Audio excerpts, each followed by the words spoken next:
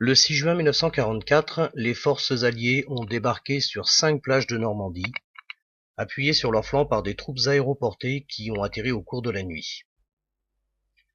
Le 6 juin au soir, l'opération Overlord est réussie. Les alliés ont pris pied sur les plages. Il leur faut alors relier leurs 5 têtes de pont pour ne pas être rejetés à la mer. C'est chose faite une semaine plus tard. À l'abri des contre-attaques allemandes, les Alliés vont passer à l'offensive. Vers l'ouest, les Américains veulent couper le Cotentin en deux pour isoler les forces allemandes qui défendent Cherbourg. Cherbourg possède en effet un port en eau profonde que les Alliés veulent prendre le plus vite possible pour ne plus dépendre des débarquements directement sur les plages ou des 2 ports artificiels Mulberry, dont l'un est d'ailleurs détruit par la tempête du 19 au 21 juin 1944. Les Alliés attaquent également vers le sud.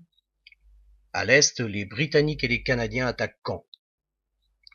Caen était un objectif dont la prise était prévue dans les 24 heures après le débarquement, mais les Allemands défendent la ville avec acharnement et résistent aux Alliés.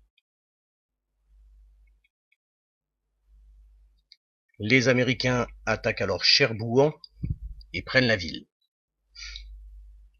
Ils attaquent également vers le sud, mais éprouvent les pires difficultés à progresser dans le bocage normand. C'est la guerre des haies, où chaque haie permet à l'ennemi de se cacher, où chaque village est transformé en forteresse qui doivent être prises après de durs et longs combats, coûteux en vies humaines. À Caen, les Britanniques cherchent à encercler la ville vers le sud, mais piétinent face à la résistance allemande appuyée par des renforts de blindés. Fin juillet, les Alliés ont finalement repoussé les forces allemandes. La maîtrise du ciel dont ils disposent leur a permis d'écraser les défenseurs sous les bombes. Caen est prise, au prix d'une quasi-destruction de la ville sous les bombardements. Les Américains ont percé le front à Avranches.